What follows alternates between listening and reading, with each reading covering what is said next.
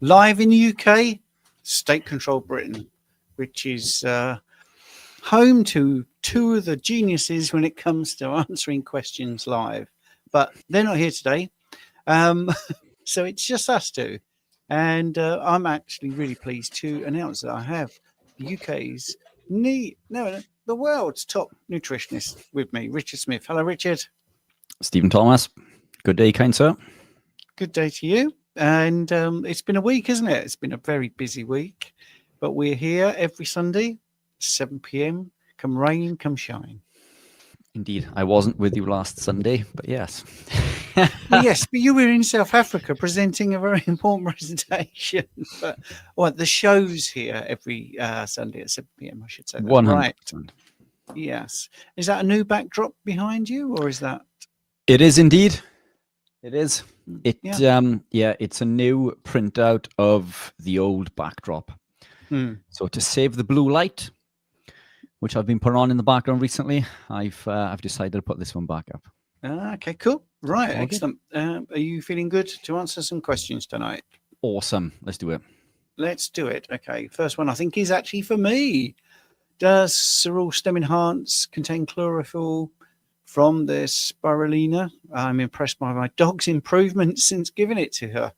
Yes, the mescaline extract does have that. So I didn't know people gave it to their dogs. But anyway, that's good. And the young man, Jonathan, is here.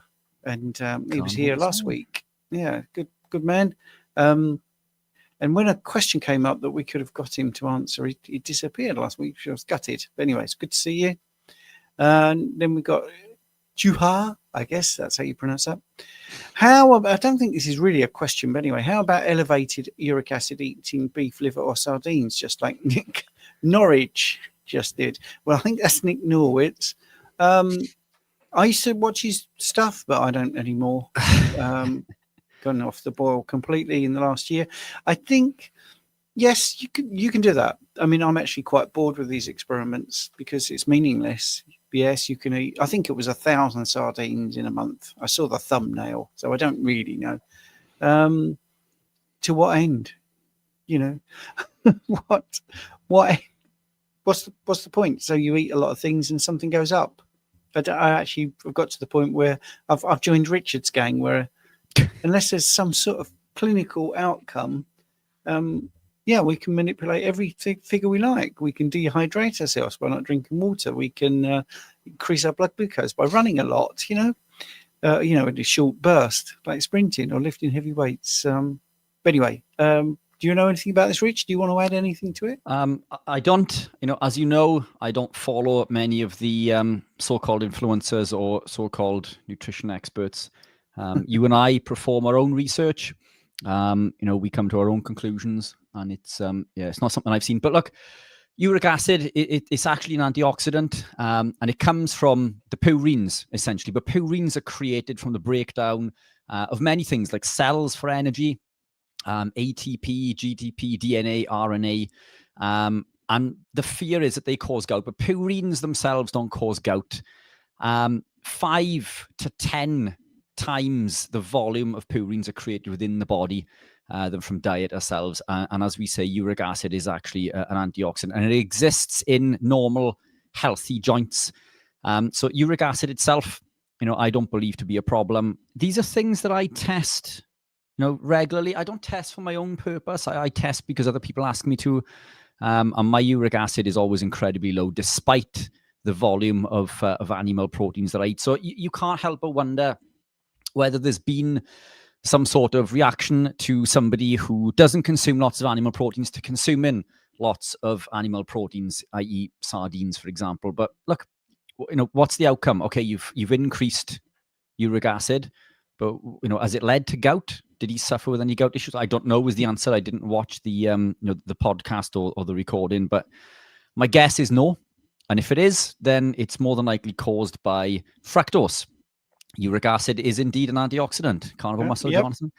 Yep. So it's, and as we say, it exists in perfectly healthy joints, and in my opinion, not a problem. I've been living this way for over a decade, and I'm still waiting for my gout. I'm still waiting for, what else is there? But yeah, what else do people say? There was a comment on my Instagram. Scurvy. Scurvy. I'm still waiting for scurvy.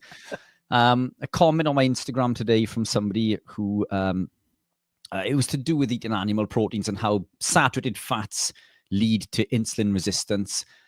And I'm 12 years into the journey. How long? And bearing in mind that I've reversed what we class as insulin resistance or type 2 diabetes from eating these fats and animal proteins. And I'm still in a non-diabetic range well over a decade after. And I explained to this person that, look, it's you and I, Steve, we are always open to new ideas. We're always open to research. You should always question the science and don't take our word for it. Listen to what we say, go off and do your own research. But we need to understand that most of the studies that we see, clinical trials, research papers, are funded by the companies who want you to consume said product, for example. And we study in the real world. We work with between us thousands and thousands of clients over the last decade. And this is real life data. And what I said to this person was, look, I once believed what you did, that plants and fruits conferred huge benefits and that they were the magic elixir and essential for optimal health. But these compounds are the ones that made me sick. It's coming away from these and eating animal proteins and saturated fats in particular, which are very beneficial, by the way, that I've managed to reverse these things. And I had to rethink everything that I'd learned up to that point because it didn't translate into the real world. And that's all I can say to people is, look, just look deeper. Don't take the things that you've been told on social media, in the media, from the powers that be, that these things are correct. Do your own research. Most of the carnivores that we work with, or at least a lot of them, have come from a vegetarian or plant-based or vegan background, and they've suffered issues and they've come into this way after going through this whole cycle. So always be open to new things, research, and just take control of the advice that people are giving to you. Do your own research, and always look deeper. We should always try to prove ourselves wrong, and that's what a true scientist is. We have a theory. Well, let's prove it wrong. If we can't prove it wrong, then it must be true. And I am all for carbohydrates and plant compounds and magic elixirs.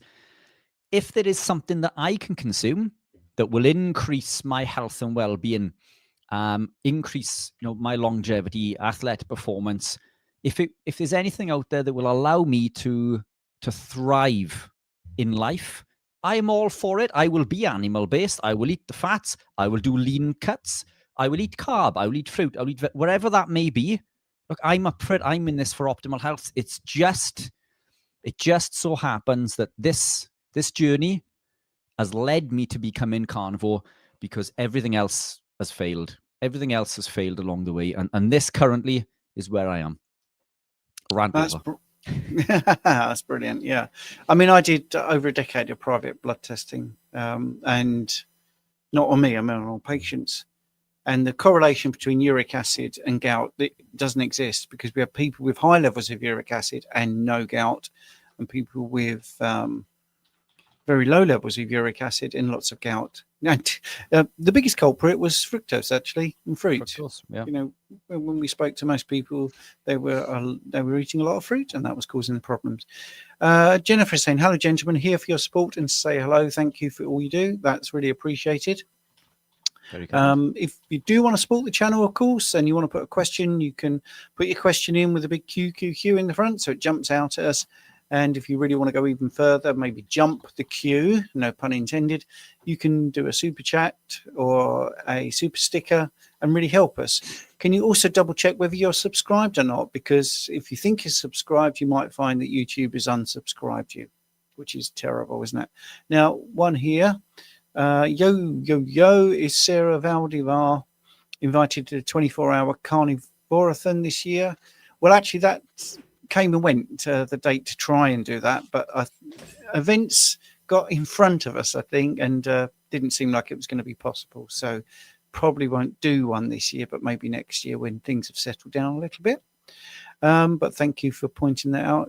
I would invite Sarah to talk about dopamine, but maybe that's what people would expect, because that's the sort of thing she talks about a lot. All right. Lisa K, how long should you fast before blood pathology tests, e.g. fasting lipids, insulin, glucose high from Australia?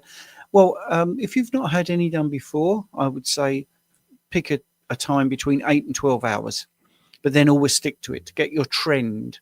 So if you've had some in the past and you remember that you fasted for 9 hours, then I would do it for 9 hours. So that will get a trend for you, and stick with it. But do definitely actually fast. Don't think, oh, I just have a coffee before I go down to the hospital, because that will mess things up. Definitely do a proper fast. Now, it's some people book their blood draw for 3 o'clock in the afternoon. I would try and get a morning appointment if you can, or if you're doing it at home, I would try to do 9 a.m.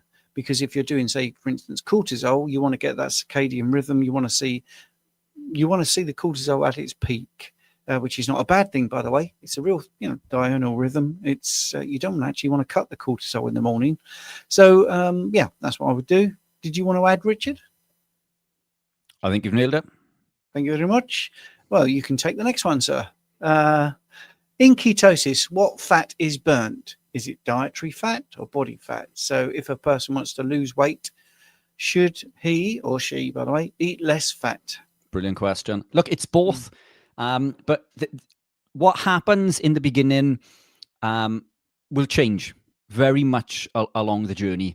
So there's a difference between being fat adapted and keto adapted. So in simple terms, fat adaptation is when we start to metabolize fat for fuel. So we don't burn fat per se, but for the sake of terminology, we're going to run with that.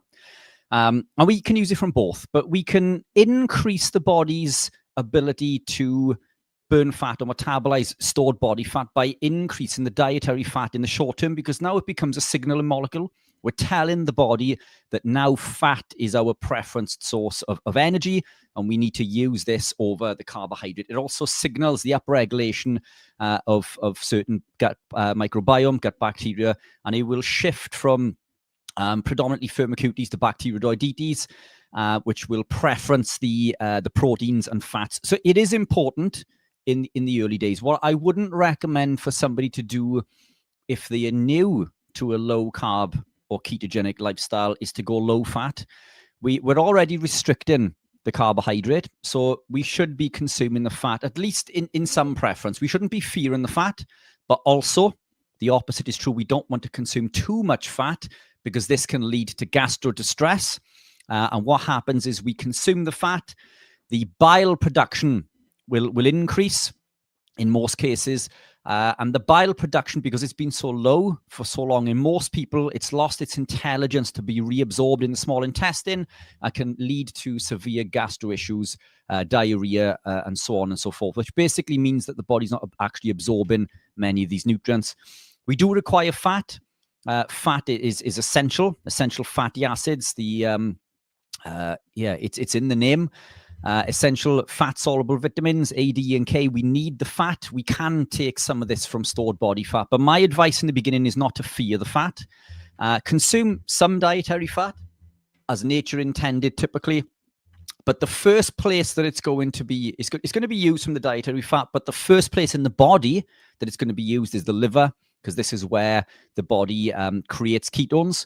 So the fatty acids will go through beta oxidation, and then beta oxidation will create a compound called acetyl-CoA. Acetyl-CoA will build up, and then this will enter another pathway called HMG-CoA, and the mevalonate pathway, so on and so forth. And this will create ketone bodies, 3 ketone bodies, 2 of which are wasted in the early stage, and we adapt this over time. But liver is the first place. Visceral fat and any dangerous fat is the first place that it will take that fat. So within the first few weeks, any fat that you have lost from your body, the majority of that fat has come from the dangerous fat, the visceral fat. So it's not this protective fat, the squishy fat. It's the dangerous visceral fat. And that is critically important, because it means in the first 2 or 3 months, the biggest percentage of your life change towards the betterment of your health occurs within that period. So don't fear the fat, manipulate the fat as we go along. But my advice in the beginning is don't overthink it. It's the removal of other compounds that is going to see the biggest benefit. When we remove particularly carbohydrate, removing carbohydrate, which by default is high in, grains, removing the grains, which by default is high in carbohydrate. We remove most of the phytates, the lectins, we improve intestinal permeability, and the seed oils. So removal of grains and seed oils are going to confer the biggest benefits. For me, when I teach people about optimal health, carb reduction doesn't typically come until week 3 or 4. It's understanding how damaging grains and seed oils are initially. And then following this, we reduce the carbohydrate. Then it's understanding the importance of the proteins and the fats. And essentially, we just don't fear the fat. So don't overthink it. Just remove the grains, the seed oils, slowly reduce the carbohydrates, get into this fat burning state, as we call it. And then we can adjust the fats as we go. But what works now may be very different in 6 months' time. But this is why Stephen and I are live every week to address these Q&As. So report back and let us know how you get on. Yeah, brilliant. Very full answer, which is what we do. So that's why we often recommend using the super chat to get you ahead, because we have got 13, 14 questions already waiting in the wings, but we like to give you a proper answer rather than, oh, you can look it up on my internet YouTube channel. I've got a video about that. We actually talk to you and try and give you the full thing. So anyway, Sue has used the super chat. Thank you very much. Richard, you mentioned a fermented cod liver oil. Can you link the brand you like, which I personally think is off of the Real Food Company's website, unless you now sell it, Richard? I do not. I've just popped a link. I'm on brilliant. there now. It is indeed by the Real Food Company. There are they all appear out of stock currently. There's still cod liver themselves available, but reach out to the company. They're constantly getting new batches, and this is a brand that Stephen and I have both tried. It's very good. It is fermented, which means it's non-oxidized, and it does contain full spectrum vitamin D, which is critically important and more bioavailable than most of the vitamin D supplements that you see in the market. So highly recommended. I would give you a quick tip. If you have sensitive taste buds, I think I would get the one with an added bit of cinnamon. Yeah, it just make it a little bit more palatable. Carnivore Muscle Jonathan, both of these blokes on the screen have pictures of health on and off the screen. They practice what they preach. Listening carefully is highly advised. Thank you very much, Jonathan. Very kind. Shane Rick Mail died. He could have reprised an old character and called himself Kevin Scurvy. You're right, mate. I remember Kevin Turvey. I think he spoke something like that from Redditch. Anyway, yes, good joke. I like that one. Right. This is interesting because I was only looking at venison this morning. What's the name? Chicote Carver, I think, possibly. It's hunting season in Oklahoma. How about a venison-only diet? Is there enough fat? Yeah, brilliant question. Look, I'm all for a varied diet, and by this, I mean more than one animal compound. Yeah, I don't mean very lean, isn't it? Yeah, it's very lean. It is very lean. Rabbit, also very lean. Pigeon, for example. So these are things that you can survive on for a period of time, but eventually they will lead to something called rabbit starvation because the body needs the fat. I don't think it's something that we can survive on long term, but it's not going to kill you to consume it in the short term. But throw other meats in. Venison is absolutely delicious. It does need to be prepped correctly. I know I don't. If you're used to hunting venison, I don't need to tell you. But for those who are listening, you do need to bleed it well, because it smells and it doesn't taste very well if you don't drain the blood efficiently. But venison, incredibly delicious if you prep it and cook it correctly. But not one long term indefinitely, but certainly seasonal. So consume it while it's available. But if you can supply other forms of meat with it, also even better. Yeah, I was looking at it because it was a pack of 3 for 20 quid, and then they're normally like 30. And but in all seriousness, it's a good source of heme iron. It's good in B vitamins. So adding it in, as Richard, is the best thing. But right. Let's have a look at the next thing. So, hello to all. Any of you managed to improve knee pain caused by osteoarthritis? Trying to avoid any surgical procedures that will prevent any natural healing repair systems? Yes. I think we've both had clients that have seen huge improvements in knee pain. 16 years I've been doing this. I started off first 5 years believing in high carb, doing rehab for people. Then I had minimal success, if any, really. But once I went low carb, the success rate went up. And when I went keto, the success rate went further up. And then when I went carnivore, the success rate went up even further. So what does that tell you? I think the more carbs are out of your diet, the better. But sorry, Richard, I talked over you. I thought you were going to answer as well. Sorry. No, by all means, like 100%. I completely agree. I used to suffer with what I believed to be some form of arthritic pain when I was clinically obese and in that insulin resistant range, if you like. Look, when we remove the carbs are highly reactive. They move in the body in as glucose in two forms, a cyclical form and a linear form. When they are in their linear form, they're highly reactive to producing AGEs or glycation, which goes on to produce AGEs. These will eventually bind to other proteins and they'll activate two pathways. One's called the NOx pathway, NADPH phagosome oxidase, or NOx for short, and the other one is NFKB, nuclear factor kappa B.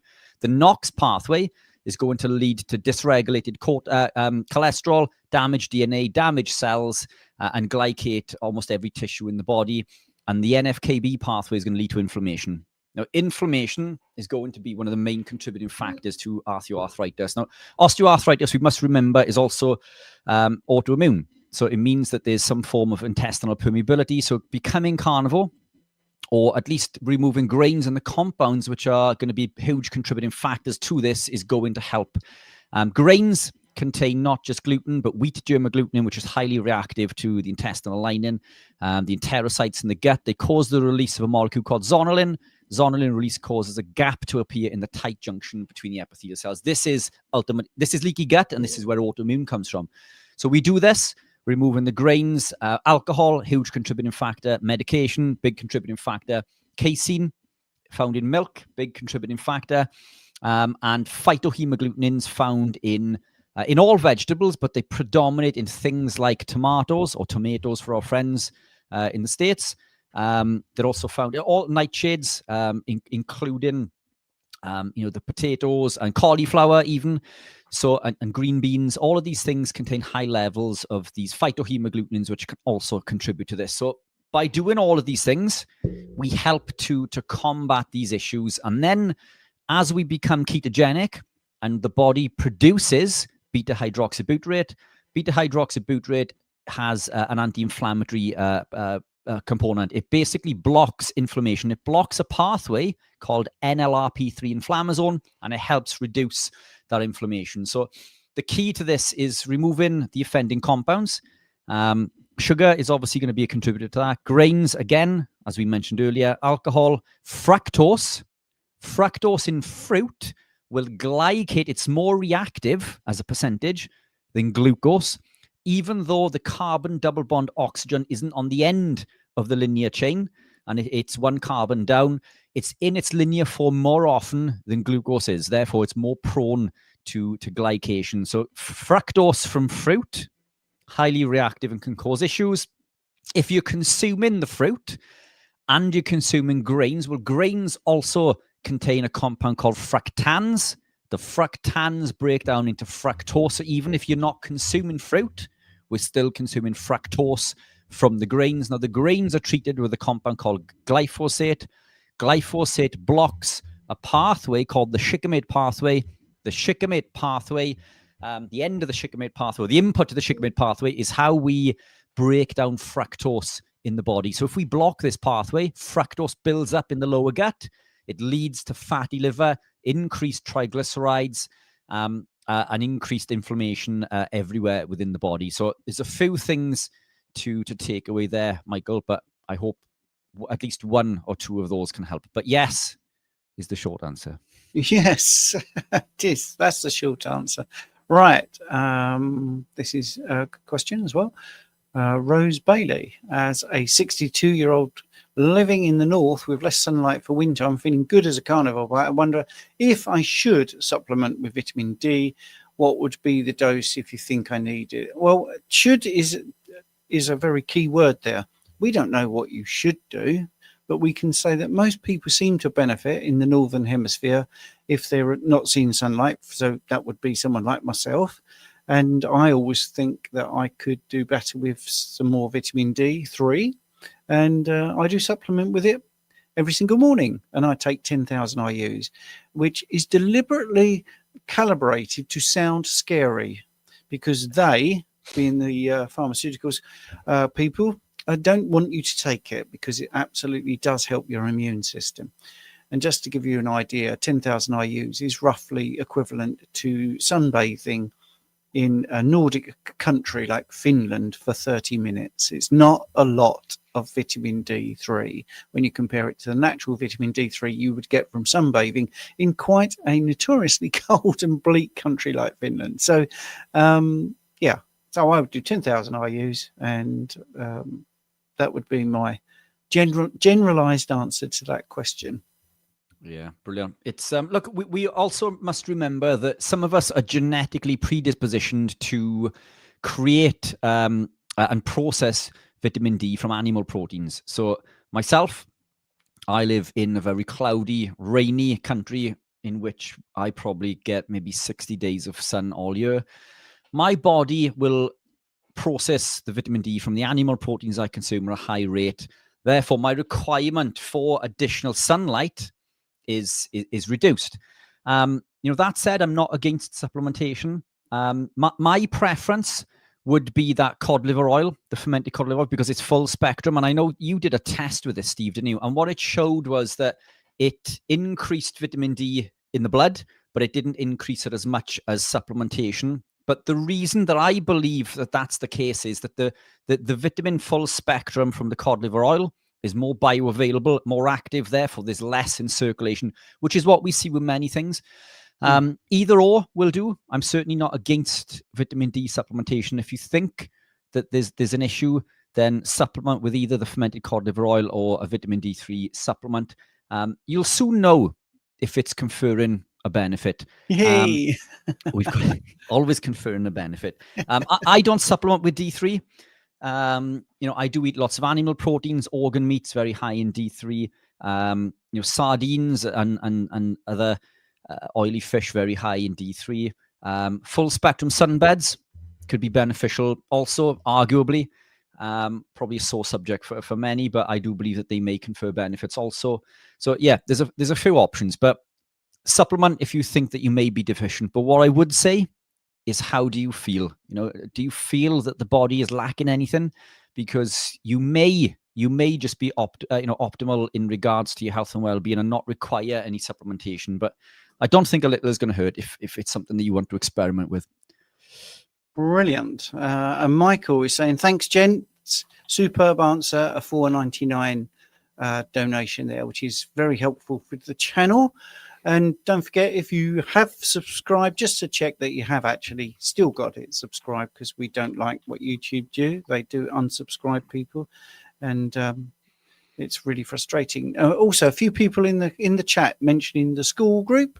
Just to tell you what that is, if you don't know, we run a group, Richard and myself, where you can post any question about carnivore, or you can just talk to people about how you're feeling, and you'll get some answers about training and good videos people have seen. So that's one of the good things. There's also a classroom there where there's loads of courses, and you've got a free keto course, 19 tips to going carnivore, how to be carnivore, which is really good. Then we've got thyroid ebooks and lots of instruction and videos. Dairy as well, fruit and veg, level 5 there, free ebooks, popular videos, things about protein, problem solving. The more active you are, the more levels you can go up. And then there's 3 of my books, which you can get to download, ebooks. Fat Club, or the Healthy Living Club, which is 60 days of personal help and videos from myself and Richard. And we've also now got premium content. So there's 2 choices. You can either join on the standard or the premium content. And the premium content basically is just very educational. Loads of videos about bloods and how you read them and how they actually get the measurements and on the thyroid, the iron panel, liver panel, kidney panel, what beta oxidation is, and fats and glucose for energy, fiber, the truth about it, how fats differ. These are all PDFs that you've got here. But there's like I say, loads and loads of videos. We've even got videos about the heart and just loads of stuff. And I've even started an archive, mental health, and just loads of things for you. So if you want to do that, Richard, I don't know if you could kindly put a link in the description. You've already done it, you see, so that's good. And that's our school community. And I didn't show you the calendar, which will tell you that after this, in half an hour, we do a live Q&A just for the members. And then we also do that on Monday at 6 p.m. in the UK, in state-controlled Britain. And I also do one on Wednesday at 7 p.m. Wednesday Wellness. So there's loads of chances to ask lots and lots of questions, get lots of details, and educate yourself as well. So that's the school community. And thank you for the link. Did you put the premium link, the new link, by the way, in the chat? I don't know. I think it may take you to... okay. I think it'll take to the... Well, when we get to the next question, I'll double check and make sure that people can get those options. Right. In fact, I think you'll be able to answer this. Thinking of replacing coffee with Rooibos tea vanilla. Any thoughts about oxalates, plant toxins, anti-nutrients in it? Thank you. Yes, lots. Yes. Look, it's let's depack this one by one. Coffee is a compound that it's a plant compound. It is damaging to the body. Many would think that it's the caffeine. The caffeine itself, it is a neurotoxin. It can cause issues, and it can cause issues with things called glutamate. So it can dysregulate the glutamate to GABA ratio, and essentially it will pull tryptophan down a pathway called the kynurenine pathway, which leads to depression, anxiety through something called glutamate excitotoxicity. But the caffeine fades in comparison to the acrylamide.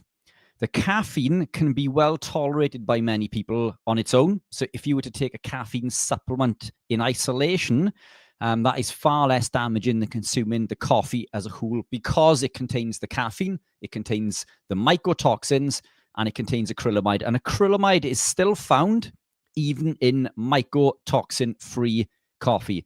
Now, acrylamide is a potent neurotoxin. In 1990, I believe, in the state of California, it was slapped with a Prop 65 warning. It made the Prop 65 list, which basically means it's a known carcinogen. So coffee is a known carcinogen. When was it? 2011, off the top of my head.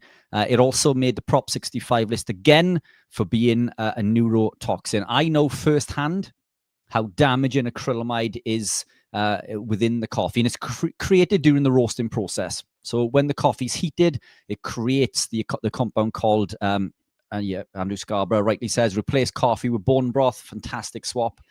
The acrylamide is created through a reaction with the acrolein, which basically leads to the formation of the acrylamide, which we can also create if we overcook our food, by the way. Anyway, tea, probably less damaging, but it's not without its own risks. So yes, very high in oxalates. Oxalates can kill, by the way. For example, a pack of spinach, depending on how much oxalate it contains, and it does range somewhere between 500 and like 1,500 milligrams per 100 grams. As little as 10 packs of spinach, if you were to blend and drink, could be enough to kill somebody. And I'm not recommending that you do that, by the way, before I get banned. But oxalates are incredibly toxic. They are found in coffee. The tannins, which are endocrine disruptors, can cause issues also. But in regards to the antioxidants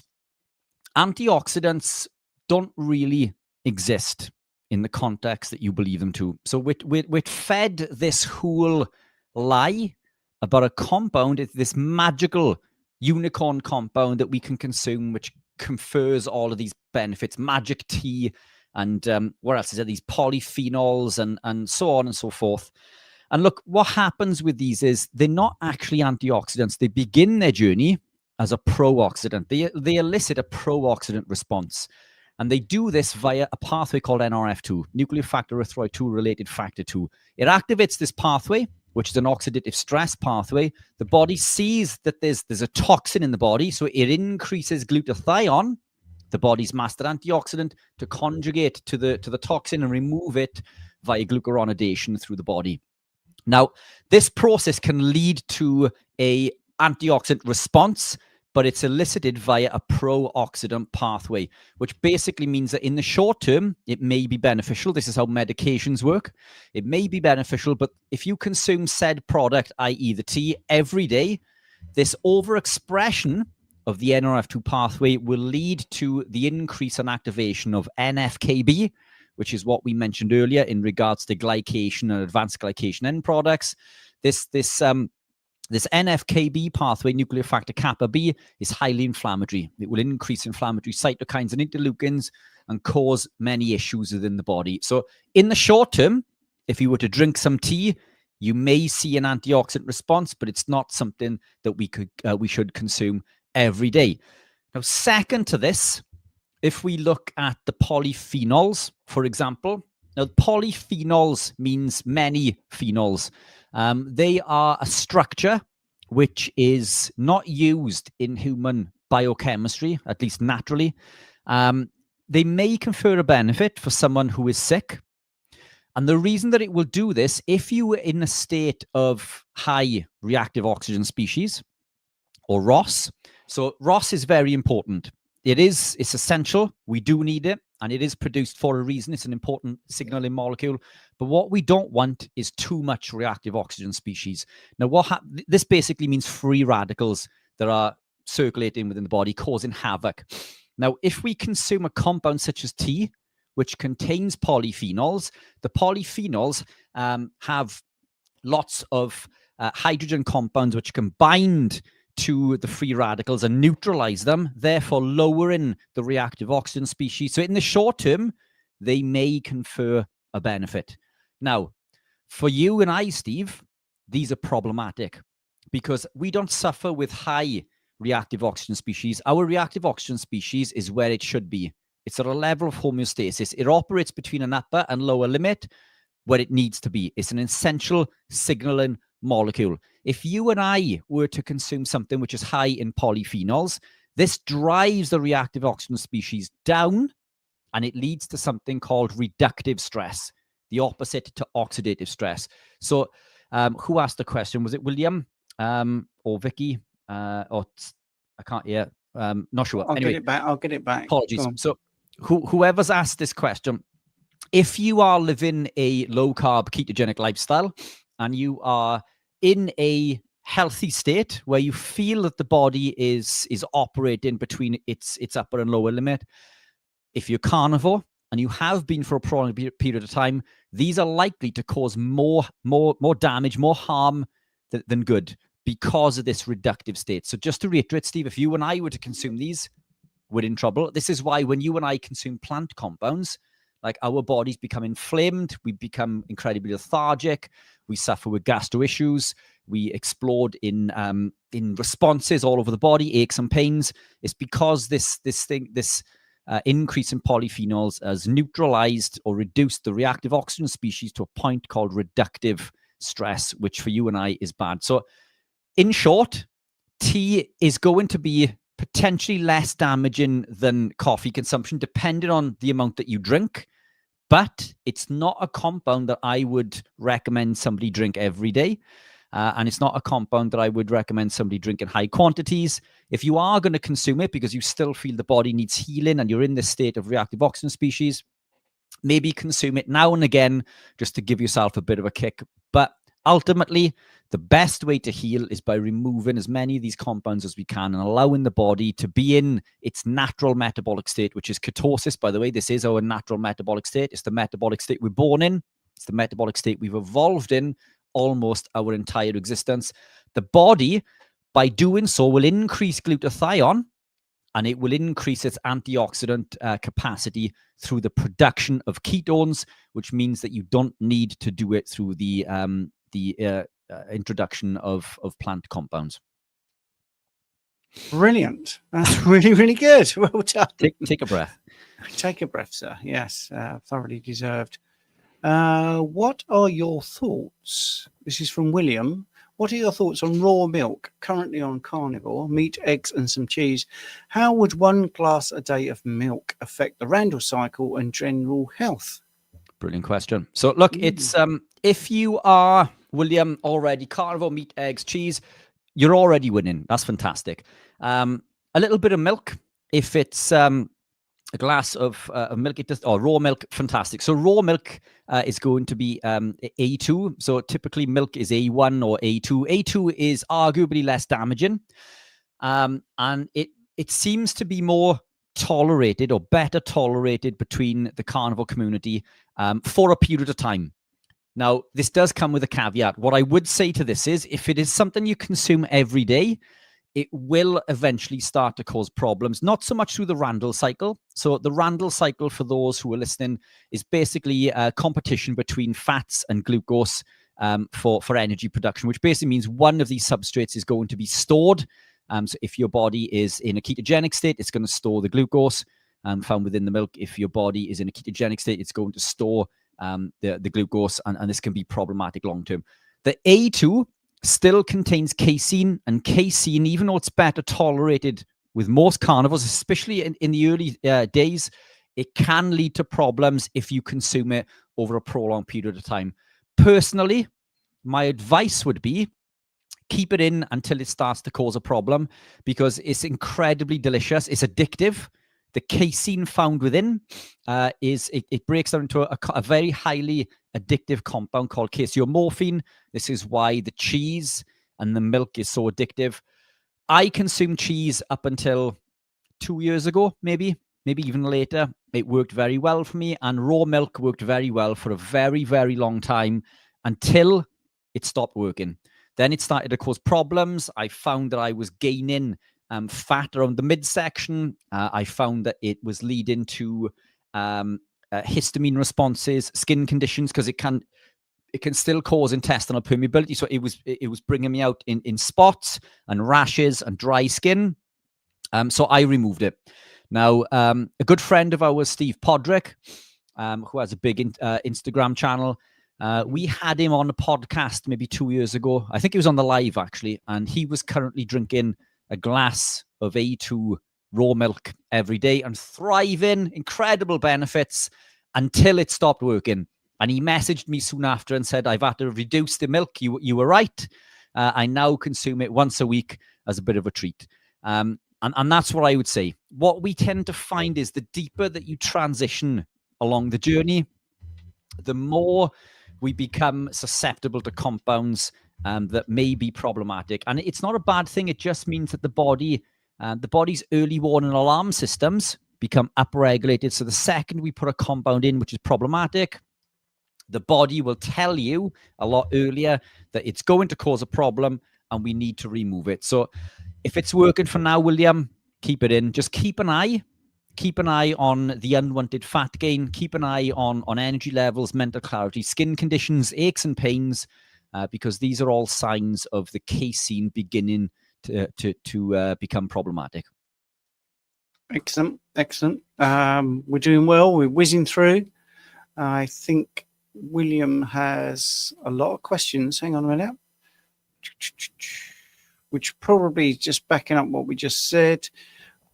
Week 4 on the carnivore diet, quite low energy for workouts, currently just eating 10% fat beef, other meats, eggs, cheese, and eating no salt, no supplements. So yes, same thing. What could be the cause of the fatigue, I suppose, would be the question. Low energy for workouts, yeah. It's perfectly normal. So the 4 week on carnivore, that falls into what we've just said with the milk being well tolerated. It does tend to become more problematic the longer that you live the journey. Look, 10%, it's lean. The body does need, we do need the fat, even though we have stored body fat. I would increase that. Eggs, fantastic. Keep the cheese in. Salt is incredibly important, whether it's through supplementation or through dietary salt. Especially in the early stages, we need to replace the sodium So what happens when you come from a high carb diet is we come from a level where insulin is elevated, and insulin is responsible for pulling sodium from 4 points. There's 4. That's not 4. This is 3. 4 points in the nephrons and the kidneys back into the blood. Wherever sodium goes, water follows. And this is what we attribute to high blood pressure. But sodium isn't the cause, it's the insulin. Now, when we become low carb, keto, or carnivore, the insulin begins to drop. This signals the kidney to release the sodium, and therefore it leads to lower blood pressure. Now, sodium is critically important. It's essential. We need it for energy production. It's an electrolyte along with potassium, magnesium, calcium. These are essential compounds. They are electrically charged minerals which allow the body to carry out much of its work. They're part of the electron transport chain, literally part of energy production. And I can't move my arms unless I'm consuming and receiving some form of electrolytes. Now, animal protein's very high in these compounds, but typically in the early stages, we're devoid of sodium. We need to replace the sodium. The salt is the first protocol. I would put the salt in, increase the fat, and that's what I would do initially for a few weeks. If that still isn't helping, I would look at maybe the addition of MCT oil, C8, which I make, by the way, officially by certification, the world's highest purity. The C8 is a natural fat found in things like goat's milk and coconut oil. And this will instantly convert into ketones, into BHB, whether you are adapted or not. So the initial 4 weeks, the body isn't producing BHB and it's not utilizing it efficiently. When we consume the C8, this tells the body to upregulate those pathways that not only allow us to produce BHB, but transport and utilize, therefore fast tracking your body's ability essentially to use the ketones and benefit from energy production. There's also exogenous ketones and things like electrolytes, which again, for full disclosure, I make. But I make these products because the rest on the market are a pile of shit. And I make them because I wouldn't use anybody else's. That's available on my website. We've got an offer on currently, Black Friday offer, up to 50% off across the site. So incredible offers available through theketopro.com. So if you are a supporter of my website, and take a look at that. All sorts of niceties on there. So even for your family members who are not carnivore, there are low carb swaps and alternatives. So if there's something that you think they may benefit from, i.e. a low carb bread or wrap, for example, obviously not for you and I, Steve, as we're carnivore, but these are very good swaps for family members as they transition. Those offers are available, and there's a link in my description, and I will pop it into the chat so it shows on your channel also. But yeah, there's lots of reasons. There is a big transition phase involved with becoming carnivore, and 4 weeks is still early days. It takes as long as 12 months and arguably longer to increase the body's ability to create BHB efficiently, to transport it, and to utilize it. So the best is yet to come. Yes, brilliant. Thank you very much. I've missed a super chat, and we should always point them out because they're so helpful. I don't know if we've done that. Michael Ellison, $4.99. Thanks, gents. Superb answer. That's really kind of you, Michael. Thank you. There is another one that I need to point out because I really appreciate it. Oh, you both do. The support is amazing. And I can't seem to find it. It was from Nancy, who is a big supporter. But it's supposed to also, oh, there we go. I found it now. Nancy, thank you for your dedication to educating the rest of us. Yes, thank you very much. And it's always good to speak to you. Can't wait for our next conversation, actually. That was going to be very good. I might even be in Spain. I'm not sure. Anyway, right, here we go. War Smith. Hi, guys. Recently started taking taurine, D3 and K2. Not that I directly think I need it, but because it's said to help with any damage caused by previous crap diets. What's your 2 pence, please? Okay, well, Rich can go first, then I'll answer. Yeah, look, those are things that if we're looking at supplementation, we need to look at the potential harm it's going to cause versus the potential benefit. So is the juice worth the squeeze? The 2 penneth, one of my sayings, or Yep. allegedly by Stephen. And the juice worth a squeeze is another. Look, taurine, incredibly beneficial. This is going to help with bile production and reabsorption. It's going to help heal the gut, as you rightly say. D3, incredibly beneficial, and K2. I'm not adverse to anybody taking these. I think as you adapt, you're going to see potentially that you don't need them. But if you are worried that you're coming from a damaged background, then I don't believe that these are going to be harmful to the body, at least. So the juice may indeed be worth a squeeze. Oh, is that it? All right. Okay. That's the shortest answer of the night. It's short. Yeah. I mean, so D3, vitamin D3 and K2, what most people take that for is because it's supporting bone repair, isn't it? And stopping the soft tissue absorbing calcium. So it modulates all the innate immune system in that way. So K2. No, many people say MK7, but Warsmith, if you know Harry Sopanos, he's in my camp. Well, we think it should be MK4. But anyway, MK4, MK7 mix is okay for those things. So basically, we're keeping the calcium out of the soft tissue, putting it into the bone. And of course, taurine is fantastic. It helps with stomach emptying, helps with cleanup operations in the small intestine, and it is fantastic for the osmolarity regulation. I mean, that's one of the things it's really good at. So yes, and it's an antioxidant. So to answer someone later on who was not going to get his question on, this way of eating, yes, we don't need to supplement in an ideal world, but we don't live in an ideal world. Look at us. Richard and I are both looking at screens at nearly 8 o'clock in the evening when we should actually not be doing that. And we all do things that aren't particularly species appropriate. So we're a little bit dysregulated, aren't we? And we have artificial lights, and we don't get up when the sun rises, and we don't stop eating when the sun goes down. We do all these crazy things. So sometimes we have to supplement a little bit. The soil's not as good as it was. We've been, up until age 50, I was eating absolute rubbish. So there's lots of things we've done that have hurt us. So sometimes you do need a little bit of supplementation. Richard talking about the electrolytes. I mean, we're not drinking blood anymore, are we? So we've got to help with a little bridge. But this is the least deficient way of eating out there. So is that a question or a statement in the comments that later on? I think that is a question type statement. Yeah. Can I jump on that really quickly? Yeah, please do. Circling back to the one that's on the screen, I agree with you. MK4 is predominantly from animal. And in studies, if we look at MK4 versus 7, we're told that 7 is more beneficial because it's in higher quantities in the blood.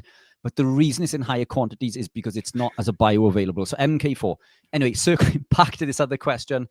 Look, a carnivore, we know that we're carnivore. And there are people out there who will say that we're not, we're herbivore. And we know science has shown through nitrogen isotope testing that we are carnivore. We're not just carnivore, we're hyper-carnivore, which basically means that we consumed other apex predators. We would have consumed plant compounds and seasonal fruit, and that's fine.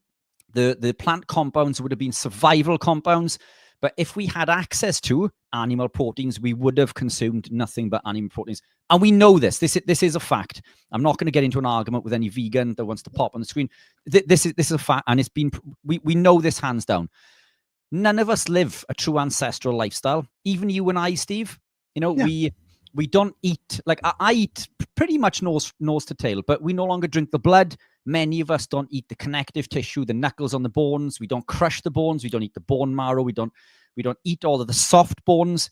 And as you rightly say, very few of us, if any, actually drink the blood, which is going to contain the electrolytes. So if we were to do that from an ancestral perspective, then maybe we would not require, and many people don't. Many people do not require any supplementation whatsoever, live in this lifestyle. But some of us who, as you say, are exposed to blue light on the screen. I mean, it's 8 p.m. almost in the UK. This is incredibly late to be exposed to blue light. This is going to dysregulate my HPA axis and other pathways. I do things which are outside of an evolutionary appropriate lifestyle. Like from an evolutionary perspective, we would have woken in the morning, we would have gone hunting, caught food. Our biggest stresses would have been, where's our next meal coming from, and can I start a fire? Now we have maybe less stress in each stress, but we have more of them. And the analogy that I always use to this is, if I was to give you this and it weighed 10 kilograms, if I was to tell you to walk around with that 10 kilogram weight all day, you could do it. It's heavy, but you could do it. If I was to give you 10 1 kilogram weights and give those to you to walk around all day, you're probably going to drop them all, because it's harder to carry smaller, more stresses, but smaller quantities for that period of time. And this is what modern life is like. From the second we wake, being late for the school run, late to the office, and so on and so forth, the stress is through the roof. Money problems, relationship issues, stresses are way higher. And sometimes the supplementation on the best lifestyle can help guide us in the right direction and allow us to be optimally healthy. But ideally, the goal is to not consume supplements. I work out, I train a lot. My body may require more electrolytes.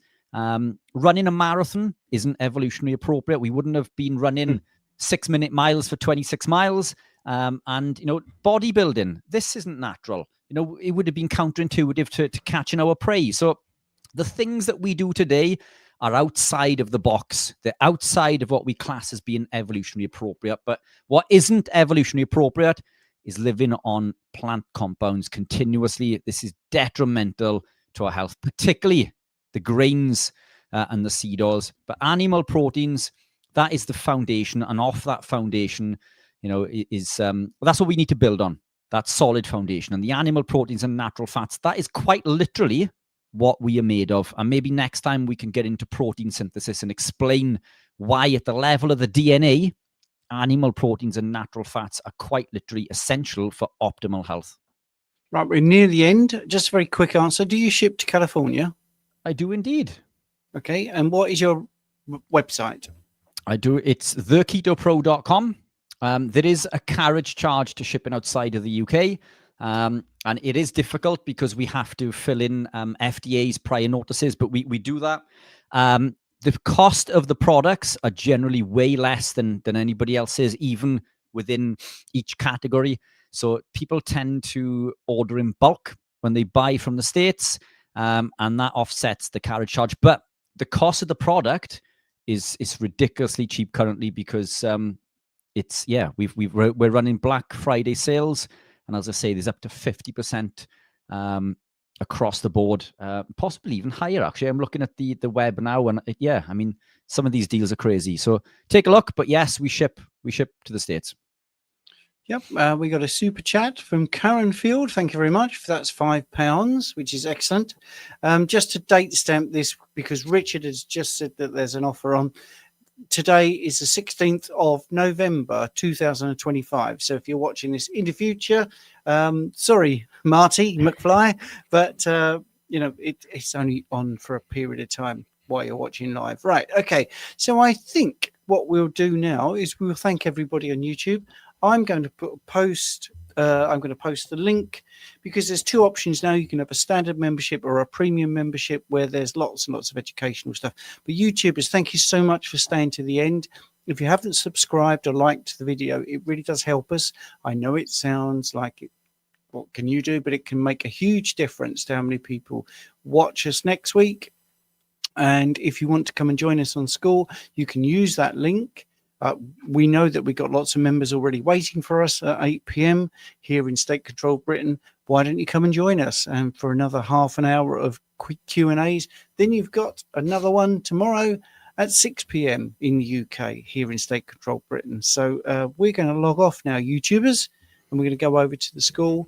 And Richard, did you want to have some closing words? Because normally you don't get to do that. So why don't you say something? You do it so well. Look, just like to thank everybody for the fantastic questions, some brilliant questions, as always.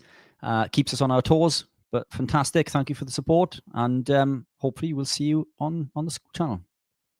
Excellent. Okay. One thing you do need to know out there, when you press the end stream, we never know when it's actually going to finish. So I'm going to press end stream now,